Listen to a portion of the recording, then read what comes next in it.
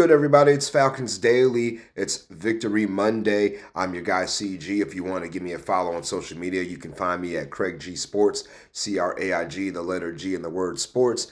FanArch, who powers Falcons Daily, is at FanArch Co. FANARCHCO. And you can give them a follow on social media if you'd like to. Falcons did exactly what they needed to do in New Orleans, and honestly, it was better than I thought it was going to be, just based on some of the things I saw. But I felt really good looking at the injury report, seeing some of the players that were coming back. We talked about the fact that we were going to get Leonard Floyd back, getting Matthew Bergeron back, D. Alford, Mike Hughes, and some of these guys did play a factor in the game. The defense as a whole really shined and didn't really give New Orleans much of anything. Falcons win 24-10. Again, the only touchdown they got was on a pick six on a ball that popped out of Kyle Pitts' hands into the hands of Justin Reed. But anyway, in my opinion, the Falcons, the best performance they've had in about a month and a half. And, they get the dub. We move on to 4-7. Again, it feels much better than 3-8. Of course, we did what we had to do. The Saints are hot garbage this year. I mean, they beat Carolina, which is a huge shot in the arm, especially for the Falcons, especially because they still have aspirations of trying to make the playoffs. I mean, I know it doesn't look good right now at 4-7, but again, as this is being recorded, the Rams are destroying the Tampa Bay Buccaneers, and Baker Mayfield unfortunately got injured in this ball game. So it doesn't look good, really, for Tampa Bay going forward. And, on top of that, tonight or on Monday night, the Panthers have to go to San Francisco and play the 49ers. So, right now, that's kind of the shot in the arm the Falcons may need. If Carolina could end up taking a loss to the 49ers, then really the Falcons are still in the thing, 2 games down with 6 games left. I mean, plenty of room to make up. So a lot of football to be played, and you got a game that is very winnable on the road against the New York Jets. I mean, again, they're struggling. They keep bouncing back and forth between Tyrod Taylor and Justin Fields at quarterback. I mean, they do have Breece Hall. You got to be careful of some of the players they do have there. But for the Falcons today, this is the game they needed. They needed a performance like this. Again, on defense, on offense. We ran the ball pretty efficiently today. I mean, we were able to amass over 120 yards rushing today. So that was something that has been kind of, hurting us recently, not being able to kind of run the football. We did do a much better job today, really just converting and using the clock as much as we possibly could. I think the Falcons today just executed a lot better. I mean, the wide receivers were involved. I mean, when you look at the wide receivers catching passes today, I mean, David Sills caught a touchdown pass today for the Falcons. Kyle Pitts not very good today whatsoever. But again, David Sills, Darnell Mooney, Dylan Drummond caught 3 passes today. So there's a little bit of hope for the wide receiver room, and maybe it is Cousins who's a little more sturdy, the pocket passing, and obviously much more experienced. The offense seemed like it ran a little bit better today, and actually I think it was just more much better execution and things of that nature. But when you look at the comparison between the two here, the Falcons and Saints quarterbacks, again, Kirk Cousins much more efficient today. 16 to 23 for a $199, 2 touchdowns. And you see the passer rating. Tyler Shuck, he needed to chuck it up 43 times to get 243 yards. The interception he had was pretty much at the very end. One that Xavier Watts got in the end zone that pretty much ended it with 10 seconds left in the game. But again, the offense moved the ball nicely. I think they did a really nice job here. I mean, again, the Falcons had the football all together. They still didn't win the time of possession, but they made every play pretty much count. 5.5 yards a play today. They did navigate through some tough times against the Saints defense. Saints defense was pretty good today, but the Falcons still got over 300 yards of total offense and won the turnover battle. They only turned it over once, but again, got to clean up the penalties. That was probably the worst thing of it all today was the Falcons, 9 penalties for 82 yards. We still are pretty bad on third down, 3 of 12, but uh, we did enough. Again, the defense helped set the tone, and we had an awesome day today. Again, Bijan Robinson went over 100 yards, so we'll see where we'll see where things go. But again, all in all, a win is a win is a win. Falcons are still alive in the NFC South race, so it sounds funny to say that, but that's exactly the truth, and we are still there. To me, watching today's game, another thing that's glaring to me is that we really need help at tight end still. I mean, Kyle Pitts today dropped a couple of passes, had some ding off of his hands. In my opinion, he wasn't at his best today whatsoever. 5 targets, only 2 catches for 25 yards. He did have one really nice catch, but again, that's the thing. It's, way too inconsistent. So, Charlie Warner was, in my opinion, played better than Kyle Pitts today. He had 3 catches for 24 yards on 3 targets. So Warner, I don't know if we're going to see him getting more snaps on offense and catching more passes, but he did have some I won't say critical catches, but he did have catches that help move the football a little bit and even extend a drive or two.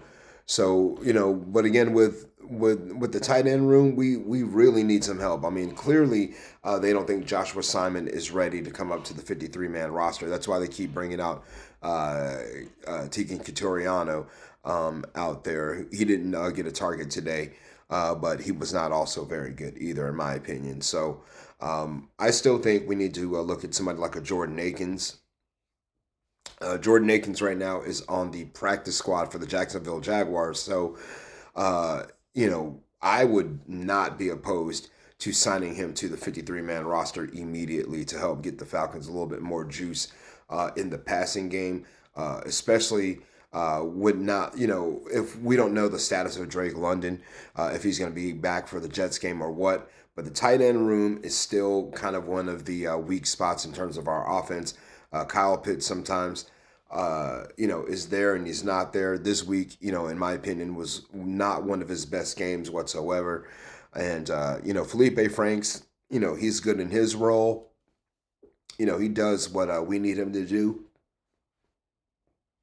But Kyle Pitts today, just left a bad taste in my mouth. I mean, I'm not going to, dog on him too much, but just the tight end room in general, is lacking, in my opinion. We need to clean it up. We need to find some more offense out of the tight end position. I think Jordan Akins would be a good addition to the Falcons if we could find a way to maybe pluck him from the practice squad or something.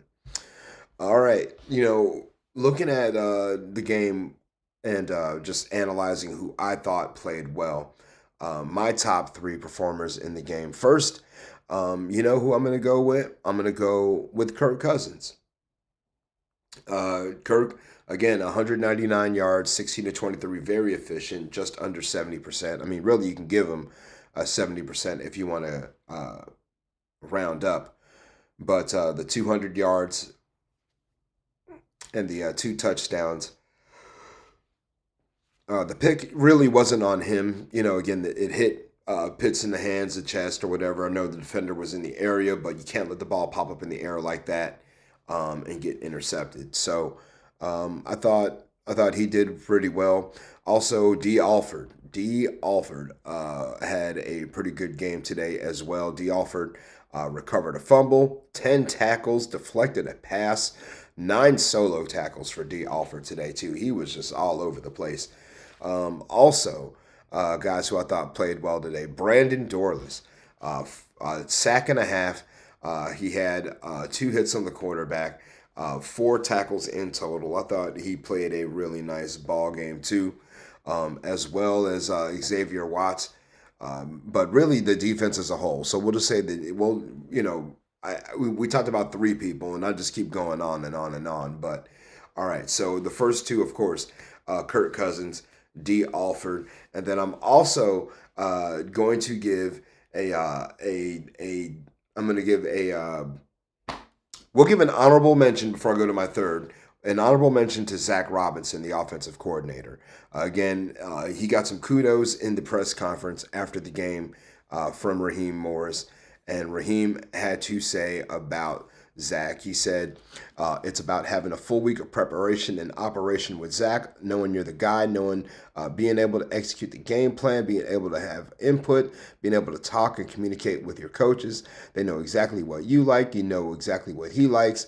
We were able to go out and execute that today. And that was Raheem Morris talking about Kirk Cousins and Zach Robinson's rapport and the game plan today and how things looked, how, in terms of that. So honorable mention will be to our offensive coordinator, Zach Robinson. Of course, a lot of people have, on the internet, of course, he's been under fire, as if, again, some of the things I pointed out on Sunday's show, are all, laying at his feet. But again, I think today, some of the stuff that they had dialed up was really good. And, the Falcons executed, and that's what it looks like when they execute. It looks a whole lot better than it does when they don't. But the third player who I thought played well today, we're gonna go ahead and give it. We're gonna go and give this one to Darnell Mooney. Mooney has had a nice little comeback today after a slow start. But today, 3 catches, 74 yards. He had the 49-yarder for a touchdown. I thought Darnell Mooney, a nice comeback game. And again, remember and Cousins had really good rapport last season before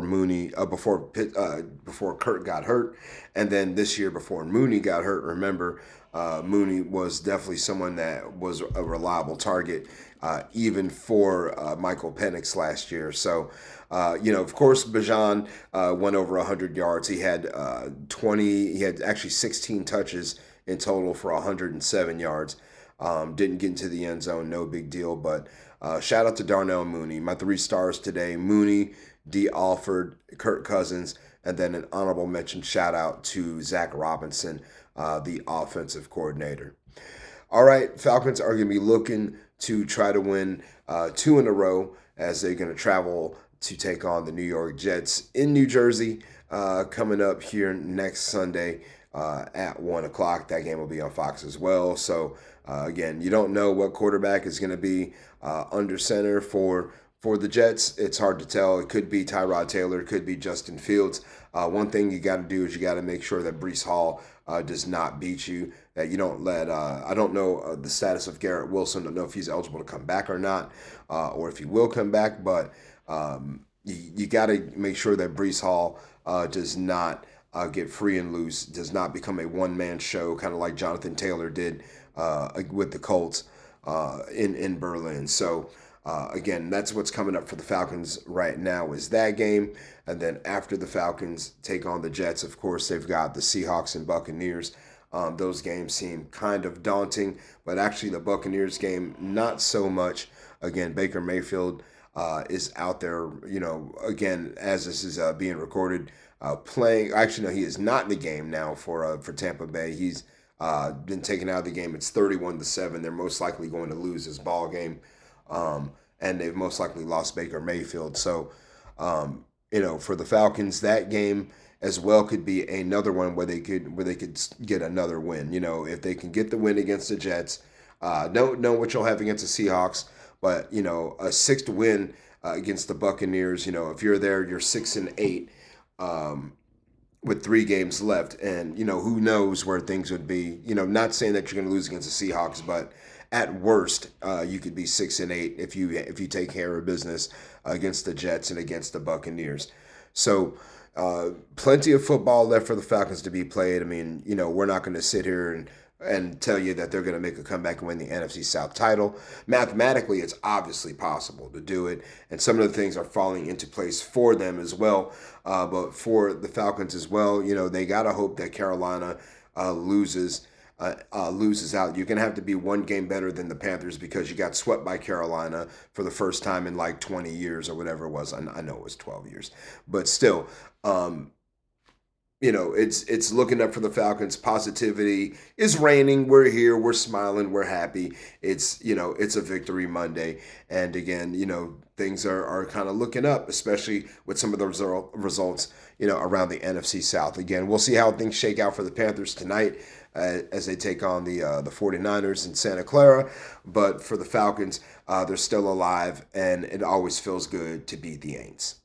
All right, everybody, we'll be back on Tuesday, and we will look at what's coming up in the middle of the week. Hopefully, we'll have some clarity on Drake London and other Falcons who could be, coming back or not coming back, and see where everything else shapes up. Where is there anybody in free agency that we could be looking at? We'll take a look at all the different things that we can and see if we can, manifest a win against the Jets. Until Tuesday, sayonara and buenos noches.